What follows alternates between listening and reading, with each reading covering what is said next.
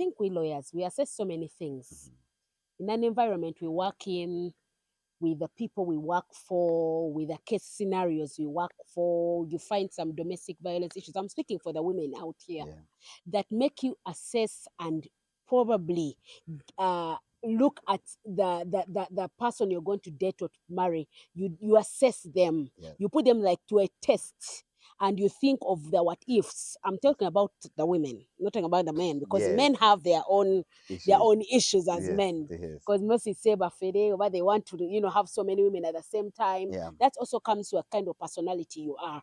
Because I believe there are some genuine men out there that have gotten married, have committed to their long-term partners, and they're doing quite well. But for the women, there are so many factors, honestly, for us. Because like me, honestly, I handled a client one time where a man broke her spine because of domestic violence, and she died. And then it gets me to think, okay, what kind of man? I put that at the back of my mind, and I have a test which every man I think has to pass or undergo for me not to face the same scenario that my client went through. So there are so many factors, Bravo. I cannot ascertain as to which, but some are personal. But you see, getting married is a risk. It's another risk on its own, like as you do business, isn't it? So there's nothing you can't go into because of fear of risk. So what are the levels of risk in getting married?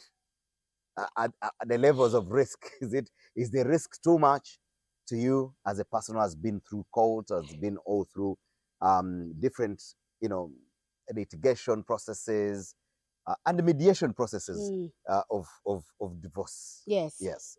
I think it basically comes to there are no bigger risk. The biggest risk was pertaining probably the children and also the sharing of property, which court has come here and made clear. I will not talk about that here. But those two are very, very underlying issues. And court has provided for children under the Children's Act to see where the children will go, how they will be catered for in case there's a misunderstanding between a couple. But the main issue underlying here is the issue of property. The issue of property has been very on a men's mind of the what ifs. But I think the current cases, I think men are getting a clearer picture, because I think there must be a certain kind of involvement for a woman for you to go back and claim a certain percentage from court. So that one, I think for the men out there who are lawyers, they have addressed that issue. So I think you can go ahead and get married. You can go ahead and get married. But for the women, we just have more boxes to tick. More boxes and more like let's say tests for someone to pass in order for us to have successful marriage. Because I think there's a phobia, there's a fear in us naturally of if it doesn't work out, where do we go? But these boxes you're talking about